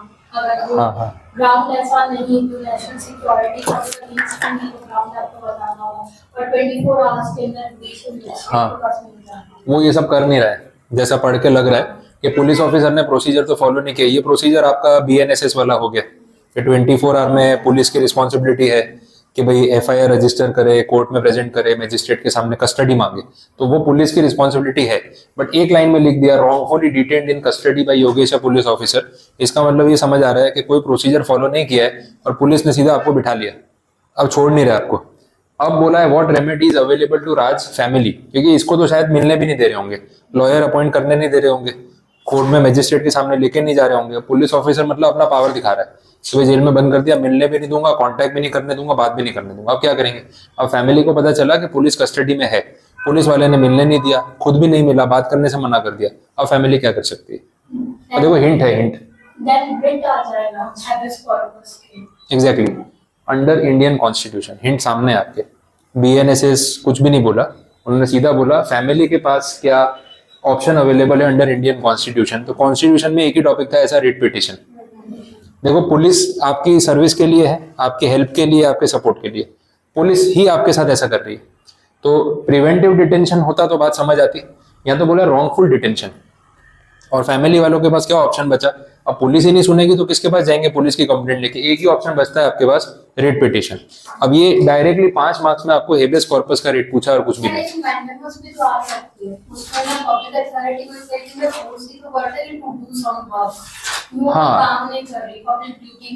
हाँ तो मैंडेमस में पर पुलिस के अलावा बाकी अथॉरिटी आ सकती है, बिकॉज अगर आप ये केस को मैंडेमस और हेबियस कॉर्पस में बाइफरकेट करने जाओ तो habeas corpus is specific, mandamus is general against any public authority. वो फिर कैसा है, अपना म्युनिसिपल कॉर्पोरेशन और ये सब जो एडमिन डिपार्टमेंट्स है जो एग्जीक्यूट नहीं कर रहे, वहां वो ज्यादा रेलेवेंट है। हेबियस कॉर्पस तो स्पेसिफिकली सिचुएशन के लिए बना है, तो फिर तो आप स्पेसिफिक वाला ही पहले यूज करोगे ना वैसे। बात समझ आई? तो देखो अभी रिट पिटीशन पूछ लिया, हेबियस कॉर्पस 5 रिट थे, मैंने आपको बोला था कितनी बार रिपीट होता है। अब इसमें भी कंटेंट बहुत लिमिटेड है आपके पास, कितना लिख लोगे आप इसमें? वो इंट्रोडक्शन में रिट पिटीशन में 226 और 32 समझा सकते हो, हाई कोर्ट सुप्रीम कोर्ट समझा सकते हो, फिर तो आपको टॉपिक पे आना ही पड़ेगा वैसा। देख लो स्पेसिफिक आंसर आना ही था, तो लॉजिकली रिलेट करो तो पेपर इतना टफ होता नहीं, बट वहां अपने को सोचना पड़ता है। आप इसमें वो रेफरेंस दे सकते हो जो आपने बोला 24 आवर्स में करना पड़ता है, तो आपको लेंथ बनानी हो तो यू कैन कोट के आइडियली प्रोसीजर होना क्या चाहिए था, तो वहां से शुरू करो। पर फिर आप लिखो कि ऐसा कोई प्रोसीजर फॉलो हुआ नहीं जैसा सिचुएशन में बोला है, तो बिकॉज ऑफ दैट फैमिली के पास एक ही ऑप्शन है कि भाई रिट पिटीशन पे जाना पड़ेगा। ऐसा तो नहीं होता डायरेक्ट लोग रिट पिटीशन पे भागते हैं। भाई पुलिस ने अरेस्ट किया है तो पहले फैमिली वाले पुलिस स्टेशन जाएंगे, सर हुआ क्या है वो तो बताओ, भाई बात नहीं करनी, जाओ यहाँ से। बोले लॉयर तो अपॉइंट करने दो, तो जो करना है कर लो। बोले इसको मजिस्ट्रेट के पास कब ले जाओगे, कोई जवाब नहीं दे रहा, तो पहले तो वो सभी हुआ होगा जो आपने बोला, आप स्टार्ट वहां से कर सकते हो डेफिनेटली। वो समझाने के बाद आप बोलो कि पुलिस बात नहीं सुन रही, रॉन्गफुल डिटेंशन कर दिया, लॉयर वॉयर का कोई रेफरेंस केस में है नहीं, तो फैमिली के पास कॉन्स्टिट्यूशन में, क्योंकि हिंट भी दिया इंडियन कॉन्स्टिट्यूशन, एक ही ऑप्शन बचता है भाई रिट पिटीशन फाइल करना पड़ेगा। अब रिट पिटीशन की स्टोरी शुरू करोगे तो ये 2 पॉइंट आने ही आने, क्योंकि रिट पिटीशन सुप्रीम कोर्ट में फाइल होती है, हाई कोर्ट में फाइल होती है, पहले कहाँ जाते हैं? सुप्रीम कोर्ट भी जा सकते हैं बट यूजुअली हाँ, हाँ, बट पहले उन्होंने ऑप्शन क्या दिया है कि पहले आप हाई कोर्ट में जाओ, हाई कोर्ट को वाइडर पावर्स दिए, इसीलिए दिए कि आपको सुप्रीम कोर्ट तक नहीं जाना पड़े, अननेसेसरी दिल्ली जाओगे यहाँ से, इससे अच्छा गांधीनगर चले जाओ, पास पड़ेगा। तो पहले तो आपको ऑप्शन 226 में ही ऑप्ट करना चाहिए, बाकी आपके पास सुप्रीम कोर्ट वाला पावर तो है ही। बस वो स्टोरी समझा दी और आपका टॉपिक जो है कंप्लीट। 5 मार्क्स में अगेन एक सिंपल आंसर जिसमें से आपके मार्क्स बन सकते हैं वैसा है। 4C next question. 62 years का पर्सन है, working as an information commissioner, okay, in the midst of his tenure after serving 1 year as information commissioner. ये तो RTI वाला केस हो गया। He was appointed as Chief Information Commissioner. Discuss in detail whether he can be appointed as the CIC and explain the term of office. यहाँ पे कुछ as का criteria था ना, 65 years की एज या फिर टर्म ऑफ ऑफिस 5 years का, which ever is earlier. Reappointment possible था? नहीं था। तो यहाँ पे देखो पहले उसने इंफॉर्मेशन कमिश्नर की तरह काम किया, फिर उसके टर्म के बीच में उसको CIC बना दिया, तो ये अब रीअपॉइंटमेंट में आएगा कि नहीं? अगर आएगा तो फिर देखना पड़ेगा प्रोविजन में क्या है, क्योंकि उतना स्पेसिफिक अपने पास कंटेंट में था नहीं। पहले तो सारा समझा दिया प्रोविजन जो आपने बोला 65 years वाला, नॉट एलिजिबल फॉर रीअपॉइंटमेंट बोला, स्पेसिफिक प्रोविजन देख लेते हैं।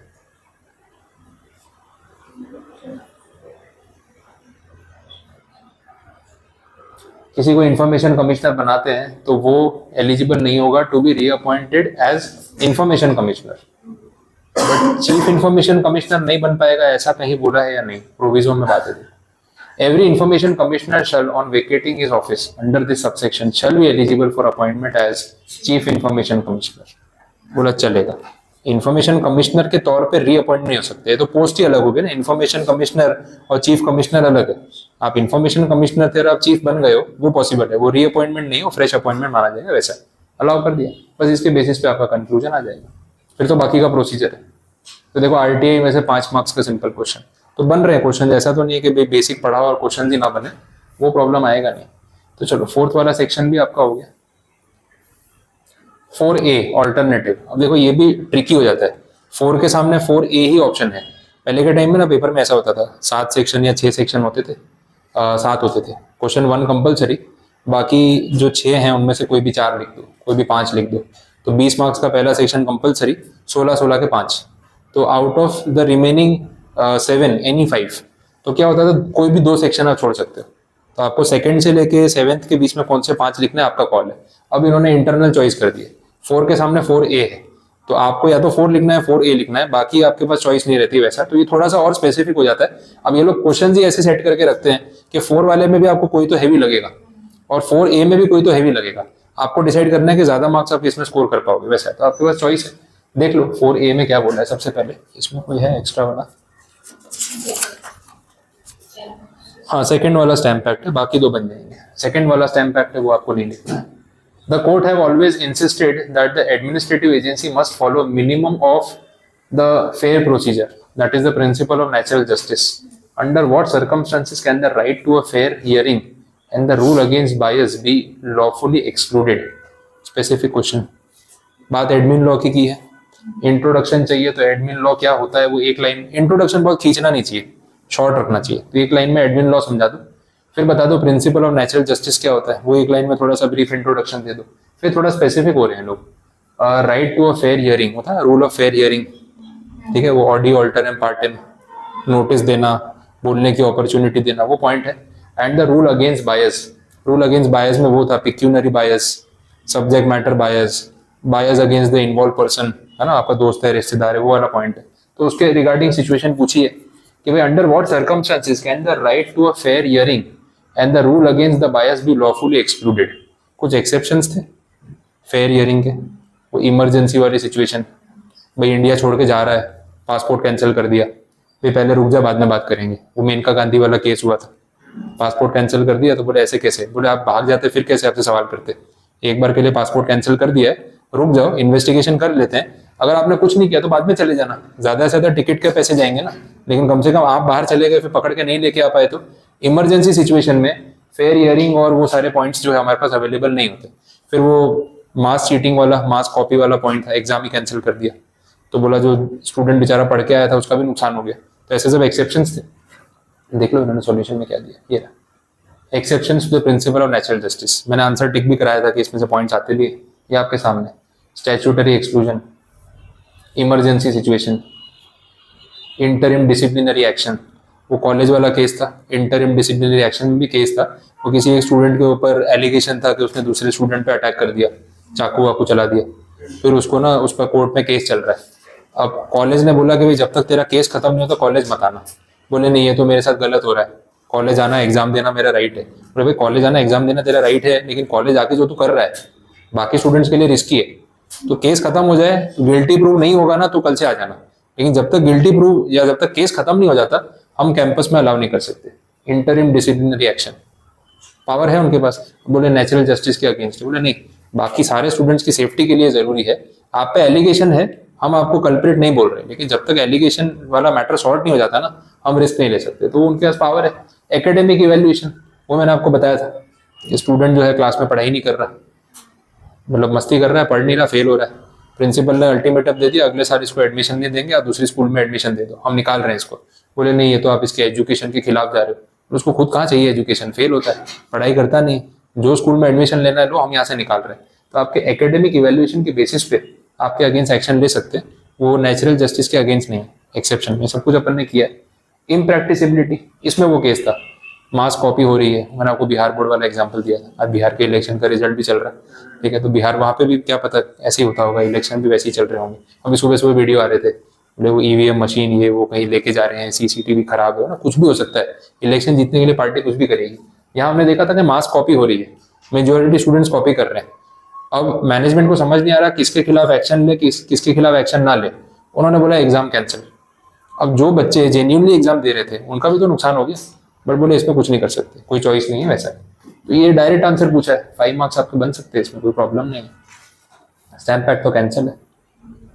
4A का थर्ड वाला यहाँ से देख लेते हैं क्या बोला है।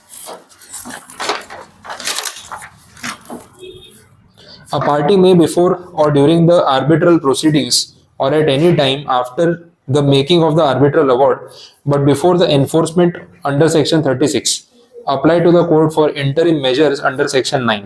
interim measures पे 2 सेक्शन है, 9 है और एक 17 है, ठीक है। तो 9 का रेफरेंस डायरेक्ट क्वेश्चन है, इसमें तो आई डोंट थिंक ऐसा कुछ नहीं समझ में आया वैसा प्रॉब्लम आएगा। अच्छा हाँ बस होपफुली आपके ध्यान में होगा। इंटरिम मेजर्स ये रहे, भाई गुड्स को कस्टडी में रख लो, कोई अमाउंट है तो सिक्योर करके रख लो, कोई चीज प्रॉपर्टी है तो डिटेन करके रखनी तो वो सब रख लो टेम्पररी। ये वाला हाँ देख लेते हैं। For an interim measure of protection in respect of any of the following matters, namely the detention, preservation और इंस्पेक्शन ऑफ एनी प्रॉपर्टी और thing which is the subject matter of the dispute in arbitration, or as to which any question may arise therein, in authorizing for any of the aforesaid purposes any person to enter upon any land or building in the possession of any part, or authorizing any sample to be taken, any observation to be made, or experiment to be tried which may be necessary or expedient for the purpose of obtaining full information or evidence. बहुत कुछ बोल दिया इसमें. सबसे पहले part में बोला detention, preservation, inspection of any property और thing which is the subject matter of the dispute. Arbitration में जिस चीज को लेकर डिस्प्यूट चल रहा है, अब वो कोई प्रॉपर्टी है या कोई गुड्स है, तो आपने यहाँ पे आर्बिट्रेटर ने कोर्ट को ऐसा बोला कि ये गुड्स या ये प्रॉपर्टी पहले तो आप अपने कब्जे में ले लो, कोर्ट अपनी कस्टडी में ले ले, उसको डिटेन कर ले, उसको प्रिजर्व करके रखे जब तक मैटर सॉल्व ना हो जाए. हाँ, फिर डिसीजन जिसके फेवर में आएगा ना उसको पोजीशन हैंड ओवर कर देंगे, लेकिन अभी के लिए इस चीज को डिटेन करके कस्टडी में रख लो. दूसरा पॉइंट उन्होंने बोला है इंस्पेक्शन. इंस्पेक्शन वाली बात फिर यहाँ से रिलेट हो रही है, सैंपल्स, एक्सपेरिमेंट्स, ये सब चीजें. गुड्स को लेके जब कोई डिस्प्यूट होता है तो कितनी बार ऐसा भी होता है कि भाई गुड्स का सैंपल टेस्टिंग करना पड़ेगा, तभी समझ आएगा गुड्स क्या है एग्जैक्टली, किसके हैं, कोई केमिकल है, ऐसा कुछ है, देख के तो समझ आएगा नहीं. अब कंफ्यूजन पार्टीज को हो रहा है क्योंकि केमिकल एक जैसे होते हैं, मुझे लग रहा है पूरा कंसाइनमेंट मेरा है, आपको लग रहा है आपका. तो यहाँ पे इंटरिम मेजर में ये हो सकता है कि भाई इसका सैंपल लो, इसको लैब में टेस्टिंग कराओ, इसका ऑब्जर्वेशन करो, एक्सपेरिमेंट करो, इस पर रिपोर्ट निकालो, रिपोर्ट से जो सामने आएगा उसके बेसिस पे आगे इंक्वायरी होगी. अब आर्बिट्रेटर के पास ये सारी फैसिलिटी नहीं हो सकती है तो सैंपल टेस्टिंग करे, फॉरेंसिक लैब में ले जाए, तो उसके लिए वो कोर्ट की हेल्प मांग सकता है कि आप लोग ऑर्डर देके ये सब करवा दो ताकि केस आगे बढ़ सके. तो ये चीज पॉसिबल है. इसलिए उन्होंने बोला कि भाई सैंपल्स कलेक्ट करना, ऑब्जर्वेशंस करना, एक्सपेरिमेंट करना, उस प्रोडक्ट को या उसको यूज करके देखना, उसको टेस्ट करके देखना, ये सब हो सकता है. तो इंटरिम मेजर में ये पार्ट भी आ सकता है. तो डिटेंशन, प्रिजर्वेशन, इंस्पेक्शन, कस्टडी में लेना, संभाल के रखना और उसको चेक करना, तीनों चीजें हो सकती है. तो ये इंटरिम मेजर जो है वो कोर्ट से मांगा जा सकता है, ये पॉसिबिलिटी. आर्बिट्रेटर ये रिक्वेस्ट कर सकता है. ठीक है, तो ये बाकी के पॉइंट्स हो गए. आर्बिट्रेटर के पास भी खुद की अथॉरिटी 17 के अंदर है ना, 9 के अंदर तो कोर्ट को देगी, जिस सर्कमस्टेंस के अंदर आर्बिट्रेटर नहीं दे सकती तब कोर्ट को अप्लाई करे. और 17 में आर्बिट्रेटर खुद देगा. तो जो चीज आर्बिट्रेटर के लिए अपनी कैपेसिटी में करना पॉसिबल है तो वो 17 में कर सकता है, लेकिन अगर उसके लिए ना पॉसिबल हो तो फिर वो कोर्ट की हेल्प ले सकता है. बैकअप पावर हो गया वैसे. स्पेसिफिक क्वेश्चन में 9 बोला ये. हाँ, 9 ही करना है. 9 बोला है ना, स्पेसिफिक क्वेश्चन में 9 बोला ये. कोर्ट की हेल्प लेने की बात हो रही है ना, तो 9 ही आएगा. और सिर्फ डायरेक्ट और इंटीरियर मेजर से लिख दिया तो हम दोनों एक्सप्लेन करेंगे. इंटरिम फिर वो सिचुएशन तो दोनों का सेम ही है, सिचुएशन पे डिपेंड करेगा कि बाकी कुछ ना कुछ हिंट तो आपको दिया होगा. ठीक है, दोनों सेक्शन समझाने जाओगे तो थोड़ा टाइम भी चला जाएगा. अगर उनको कोई एक स्पेसिफिक पूछना होगा तो स्टोरी वैसी बनाएंगे. यहाँ तो स्टोरी डायरेक्ट ही बना दी, आपको कंफ्यूज नहीं किया. यूजुअली कंफ्यूज नहीं करते, जब एक आंसर लिखवाना है तो उसके रिगार्डिंग हिंट देंगे, हिंट आपको समझ आना चाहिए वैसा. ठीक है, चलो तो ये 4A वाला भी ऑप्शनल वाला कवर हुआ. आगे देख लेते हैं 5. ठीक है, 5 तो पूरा BNSS पे ही ले गए. वो होना ही था ना, नए प्रोविजंस है ना. Discuss the effect of repeal of the general clauses act. General clauses act क्योंकि रिपील हो गया तो ऑब्वियसली वो बात हुई नहीं थी वहां पे, अपन ने सिलेबस में बात नहीं की है, पहले चैप्टर था ओल्ड सिलेबस में. The BNS which came into effect repealed the IPC as the primary criminal law. What is the legal consequence of the offences committed under the IPC before 1st July 2024? ये अच्छा point है, देख लो क्या provision दिया होगा. पुराने cases जो चल रहे थे वो अब पुराने एक्ट के हिसाब से चलेंगे या नए एक्ट के हिसाब से चलेंगे, ये अल्टीमेटली उन्होंने सवाल पूछा है.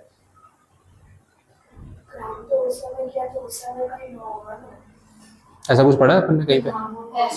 कॉन्स्टिट्यूशन में पढ़ा था ना कि भाई जब क्राइम हुआ उस टाइम पे क्या लॉ एप्लीकेबल था, भले उसका कोर्ट हियरिंग बाद में चल रहा हो, लेकिन वो पुराने प्रोविजंस के हिसाब से चलता रहेगा. यहाँ पे भी इन्होंने सेम बात बोली है. For any offence committed before the provisions of the IPC shall apply. तो 1 जुलाई हमें जनरल क्लॉज एक्ट नहीं आ रहा और हमको कॉन्स्टिट्यूशन का आर्टिकल 20 भी याद आ रहा है. और वो कौन सा है? हाँ सही है, जो भी हाँ प्रोविजन है, अगर हम वो एक्सप्लेन करें तो चलेगा. क्योंकि देखो जनरल क्लॉजेज है ना आपके सिलेबस में नहीं है, तो इंस्टीट्यूट को पता है कि कोई पढ़ के नहीं आया होगा, तो जनरल क्लॉजेज वो कोट नहीं कर पाएंगे. बट कुछ तो लॉजिकल रीजनिंग आप दे दो. जनरल क्लॉजेज अभी तो अपने सिलेबस में है नहीं है, पुराने वाले में था. पुराने सिलेबस में जनरल क्लॉजेज एक्ट पूरा चैप्टर था और बहुत ही कॉम्प्लिकेटेड लगता था, बिकॉज वो 1897 का है ना. It is about rules and regulations. जो इंटरप्रिटेशन ऑफ स्टैट्यूट्स आप पढ़ रहे हो ना, उसका समझो फाउंडेशन है जनरल क्लॉजेज एक्ट, उसी में से वो रूल्स आए हैं वैसा है, बट ये अब सिलेबस में नहीं है। तो आज जो स्टूडेंट मॉड्यूल भी पढ़ के गया होगा उसको इसकी डिटेल शायद ही मिले, हाँ कोई आंसर कहीं इन बिटवीन आ गया होगा तो होगा, बट एज अ चैप्टर पूरा टॉपिक नहीं है। तो इफ यू डोंट नो आप लॉजिकल रीजनिंग दूसरा दे सकते हो, तो कॉन्स्टिट्यूशन वाला आर्टिकल आप मेंशन कर सकते हो कि भाई जिस पॉइंट पे जो आपने क्राइम किया उस पॉइंट पे जो भी लॉज एप्लीकेबल थे वही लॉज फॉलो होंगे। तो जनरल क्लॉजेस भी तो एक एक्ट है और कॉन्स्टिट्यूशन तो सुप्रीम है, तो आपने आर्टिकल का रेफरेंस दे दिया तो इट इज ओके, वो चलेगा, उसमें कोई ऑब्जेक्शन नहीं है। वो आर्टिकल 20 आप कोट कर सकते हो, चलेगा, लॉजिकली रिलेट होता है तो मार्क्स मिल भी जाते हैं। कंक्लूजन तो ये एक लाइन का है खाली, बस इतना ही आंसर है। अब उसके लिए आपको रीजनिंग जो भी आप लॉजिकली दे सको ठीक है। 5B देख लो, क्वेश्चन में क्या है, केस है, डायरेक्ट क्वेश्चन ही है।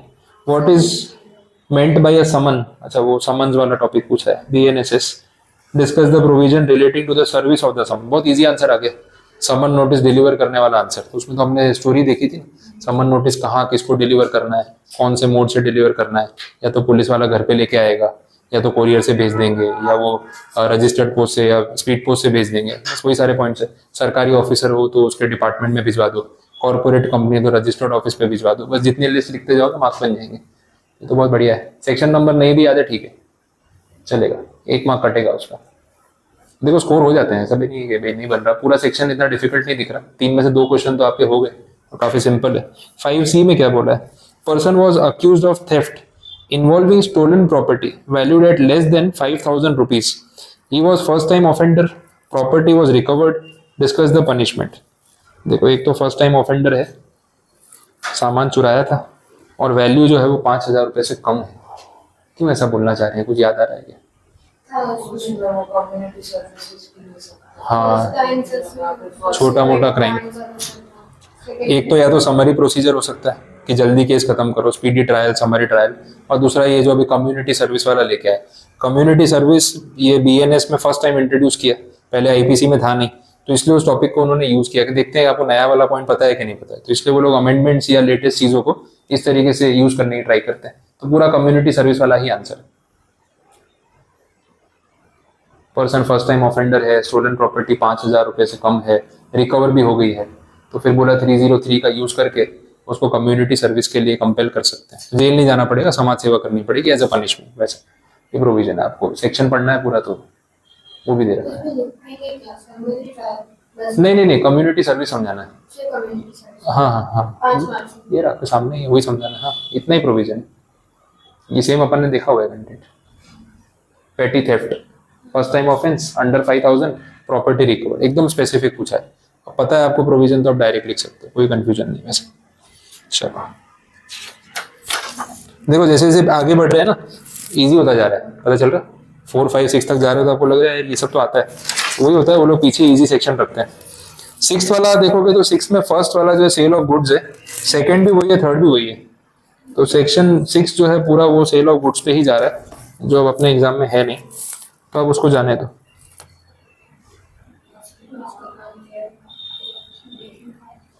सिक्स ABC, हाँ ये तीनों, उसमें स्टोरी सेल ऑफ गुड्स से ही कनेक्टेड है।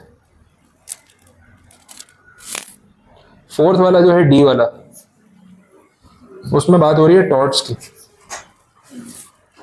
एक B वाला सॉरी कॉन्ट्रैक्ट पे है, माय मिस्टेक। A और C ये दोनों सेल ऑफ गुड्स वाले से रिलेटेड है।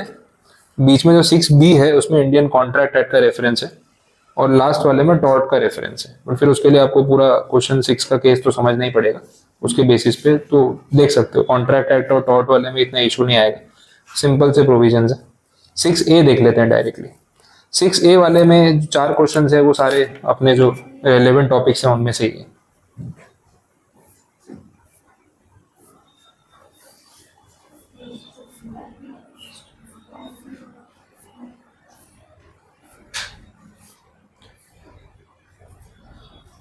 अरे रॉस्को कौन सा आ गया? Sources of law, law is a theory of social engineering. अब देखो ये आपको ध्यान में हो रॉस्को पाउंड वाला, तो अब पूरा उसमें से डायरेक्ट क्वेश्चन है, कुछ घुमाया नहीं। सोर्सेज ऑफ लॉ में से एक क्वेश्चन आता है, स्टैंडर्ड है, ये पूछ लिया।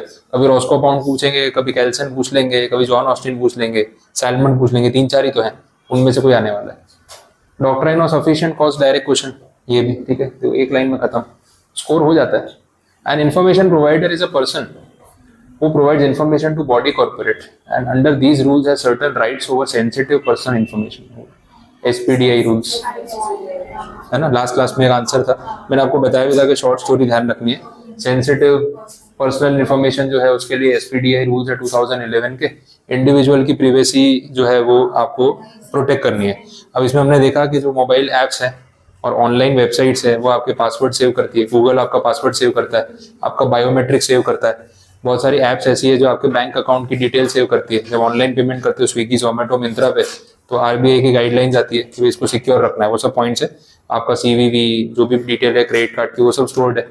अच्छा, जो ऐप्स आपका फाइनेंशियल डेटा स्टोर करती है, इंश्योरेंस वाली ऐप्स, बैंकिंग लोन वाली ऐप्स, फिर हेल्थ वाली ऐप्स है जो आपका हेल्थ का डेटा स्टोर करती है, हेल्दीफाई मी और ये सब है। आप इस पे जाके अपनी हाइट, आपका बॉडी वेट, आपकी मेडिसिनल कंडीशंस, आपकी कौन कौन सी मेडिसिन चल रही है, पास्ट की हेल्थ हिस्ट्री, वो सब अपलोड करते हो, तभी वो आपको सारा प्लान और वो सब बना के देता है। ये सारा डेटा SPDI में आता है, तो इसको लीक करना अलाउड नहीं है, इसका मिसयूज अलाउड नहीं है। अच्छा, वो ऐप आपने यूज करनी बंद कर दी है, उसके बाद वो डेटा स्टोर करके रख नहीं सकते, उनको डिलीट कर देना पड़ता है।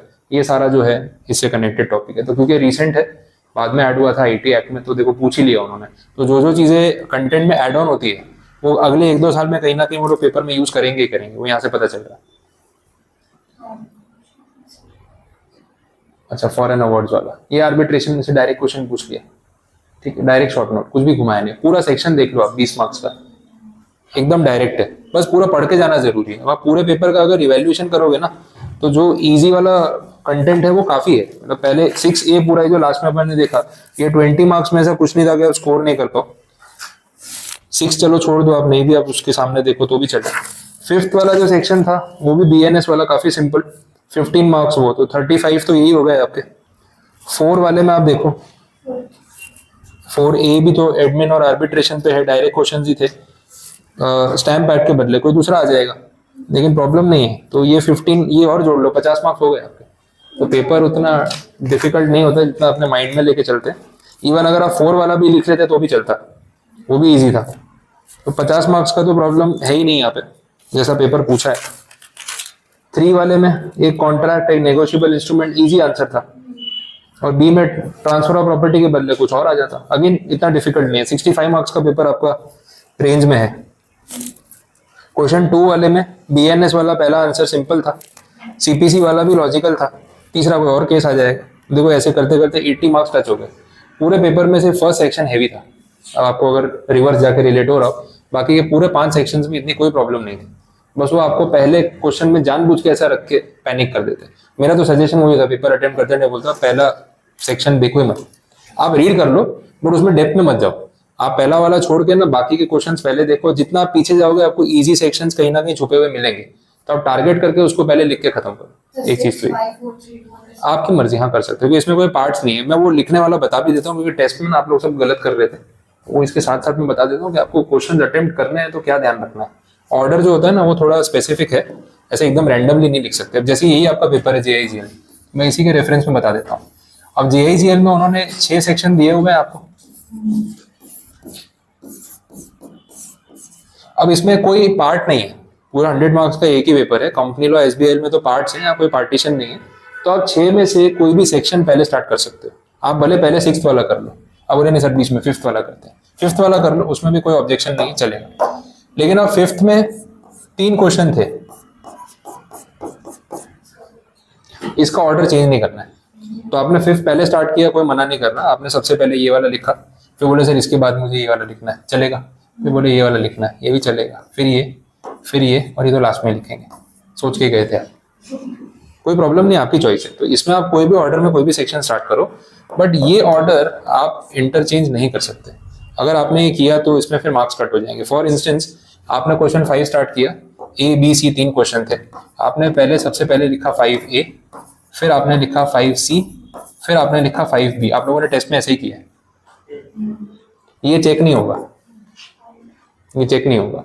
A के बाद C आ गया, C पे सेक्शन खत्म है, C के बाद कहाँ से B लिख रहे हो, तो चेकर ये चेक ही नहीं करेगा, इसके कोई मार्क्स अलॉट नहीं होंगे। फिर आप इसको रीचेकिंग में डालोगे तो भी चेक नहीं होगा, क्योंकि ये आपने उनके रूल्स के हिसाब से गलत लिखा है। सेक्शन यहाँ एंड हो चुका है, A B C होता है, आपने C लिखा मतलब आपने B नहीं लिखा, फिर आपने बी लिखा तो ये आइडियली वो चेक करने के लिए लायबल नहीं है। हाँ, चेकर अगर दे दे मार्क्स के, चलो जाने दो, कोई बात नहीं, पूरा आंसर सही लिखा है, बेचारे के 5 मार्क्स कट जाएंगे, दे दो, तो वो उसकी मेहरबानी। बट उसने अगर अनचेक छोड़ दिया, उसको कट कर दिया, आप उसमें कुछ नहीं कर पाओगे। तो ये आपकी गलती की वजह से आपके मार्क्स चले जाएंगे, ये ध्यान रखना है। बाकी आप इनमें से कोई भी स्टार्ट करो, उसमें कोई प्रॉब्लम नहीं है। अगर पेपर में पार्ट्स होते हैं, 2 पार्ट में डिवाइड, जैसे कंपनी लॉ है, मान लो ये है पूरा पार्ट ए, ये है पूरा पार्ट बी, तो आपको कोई भी एक पार्ट पहले चूज करना पड़ेगा कौन सा लिखना है। फिर क्या कर रहे हैं लोग, पहले ए स्टार्ट किया, क्वेश्चन 2 लिखा, फिर बीच में अचानक से क्वेश्चन 4 आ गया, फिर वापस 1 आ गया, फिर 6 आ गया, ऐसे थोड़ी चलेगा। एक पार्ट तो पूरा कंप्लीट करो। तो अगर आप बोल रहे हो मुझे पार्ट ए लिखना है, तो आप पार्ट ए में ये तीनों सेक्शंस पहले पूरे लिखो, फिर आप पार्ट बी पे जाओ। अब इसमें ऑर्डर आप रैंडम कर दोगे तो स्टिल चलेगा, प्रॉब्लम नहीं है, पर उसके अंदर भी फिर वो एबीसी चेंज नहीं करना है। ये तो ए पहले रहेगा, बी बाद में रहेगा, सी रहेगा, वो तो लेना ही है। बट इन 3 में से आप कोई भी पहले और बाद में लिखो, ठीक है, बट आपका पहले पूरा ए सेक्शन कंप्लीट होना चाहिए, फिर आप बी पे जाओ, और इसमें आप जंबल कर लो तो ठीक है, या पहले बी लिखो तो बी कंप्लीट करो। तो आप पार्ट जो है ऑल्टरनेट नहीं लिख सकते कि एक सेक्शन इधर का लिखा है, एक इधर का लिखा है, ऐसे मत करना, नहीं तो वो पता नहीं कहाँ कितने मार्क्स कट जाएंगे, समझ भी नहीं आएगा। बात समझ आ रही? ये बहुत इंपॉर्टेंट है। आप इस चीज को अगर लाइटली, कितनी बार लोग ऐसे मेहरबानी कर रहे थे चेकर पे लिख के, मैंने तो लिख दिया ना, अरे तुझे पास होना है, मुझे थोड़ी होना है, ऐसे लिखेगा मैं तो मार्क्स कट कर दूंगा। अब यहाँ टेस्ट में मुझे मार्क्स देने पड़े, क्योंकि यहाँ अगर मैं ऐसे आपके मार्क्स काट देता ना, तो जो आपके आए हैं उसमें और माइनस हो जाते, तो बच ही नहीं रहा था कुछ। तो मैंने अगर ये काट दिया तो फिर मिलेगा क्या? तो हमने तो दे दिया, लेकिन वहां पे वो लोग बहुत स्ट्रिक्टली इसको फॉलो करते हैं। आप कुछ भी कर लो, उनके रेगुलेशंस में लिखा हुआ है कि चेक नहीं होगा, फिर आप फाइट कर लो, रिट पिटिशन कर लो, कुछ भी कर लो, वो उसके भी बाहर होते हैं, तो कोई सॉल्यूशन नहीं उसका। तो ये आप ही को ध्यान रखना है। बाकी चीजें पेपर में जो लिख रहे हो, अब वो भी एक पॉइंट है, हर पेज पे ना इन्होंने ऊपर आपको स्पेस दी होती है क्वेश्चन नंबर मेंशन करने की। कितने लोग वो भी ठीक से नहीं करते, मतलब ऑप्शन वाला सेक्शन था ना 4 के सामने 4A, तो 4 ही लिख के चालू कर दिया, ABCD, पूरा सेक्शन 0 हो जाएगा। 4A ऑप्ट कर रहे हो और 4 लिख रहे हो, मतलब खत्म है काम, गलत लिखा ना आपने। 4 में ये सवाल ही नहीं था जो आप लिख रहे हो, पूरा सेक्शन 0 हो जाएगा और मार्क्स नहीं मिलेंगे। केयरलेसली मत रहो कि मैं तो आंसर लिख रहा हूँ, मेहरबानी मत करो उन पे, स्पेसिफिक समझो, आपकी जरूरत है पास होना, उनकी नहीं है। तो आप ये सब गलतियां करके आओगे और पूरे मार्क्स चले गए, तो इतना जो पढ़ाई किया होगा, जो लर्न करके गए, सारा वेस्ट है, कोई फायदा नहीं है। तो ये सब चीजें आपको फॉलो करनी है। हर पेज पे ऊपर कॉलम होता ही है क्वेश्चन नंबर का, प्रॉपरली वहां पे क्लियर लिखो कि भाई ये है, या फिर 4 कैपिटल A है, क्या है, स्पेसिफिक लिखो, हर पेज पे लिख दो। मैं तो बोलता हूँ कि जब चेकर पेज पढ़े तो उसको पता चले कौन सा आंसर है, ये ध्यान रखना है। और आंसर बीच में नहीं स्टार्ट करना है, नए पेज पे नया क्वेश्चन स्टार्ट करना है। भले आपकी है ना एक लाइन यहाँ तक ही यूज हुई है, सर पेज खाली था, तो आपका प्रॉब्लम नहीं है, आप सीधा जो है नेक्स्ट पेज पे नया क्वेश्चन स्टार्ट करो। तो 4A अगर आपने यहाँ लिखा है वो इतने में खत्म हो गया है, 4B आपको नए पेज पे ही स्टार्ट करना है, नीचे नहीं स्टार्ट करना है। ये सब बहुत चीजें स्पेसिफिक होती है। एक तो कंपनी सेक्रेटरी की पढ़ाई कर लो, जहाँ डॉक्यूमेंटेशन, प्रेजेंटेशन, ड्राफ्टिंग इंपॉर्टेंट होता है, और फिर ऐसी हरकतें करके आओगे तो डिजर्व नहीं करते ना, फिर वैसी बात हो जाएगी। प्रेजेंटेशन बेसिक तो ठीक से करो, मार्जिन जो होता है मार्जिन में भी लिखते हैं लोग, ये अपना पेपर है ना, ये वाला मार्जिन, यहाँ लिख रहे हैं आंसर, यहाँ लिख देते हैं आंसर नीचे फुटर में, और 2 लाइन बाकी थी तो मैंने नीचे तक लिख दिया। मतलब तुम लोग तो बेंच पे भी लिखा होगे, पेज पे जगह नहीं होगी, तो ऐसे थोड़ी ना होता है यार। अब नोटिस ड्राफ्ट करोगे कंपनी का तो क्या ऐसा आड़ा टेढ़ा आजू बाजू लिखोगे, यहाँ जगह नहीं ऊपर लिख दिया, वो नहीं चलेगा। तो आपको प्रेजेंटेशन जो है स्पेस में करना है। Margin is only for numbering और बुलेट्स, और नंबरिंग तभी देनी चाहिए जब आपके 4 पॉइंट स्पेसिफिक है आंसर में।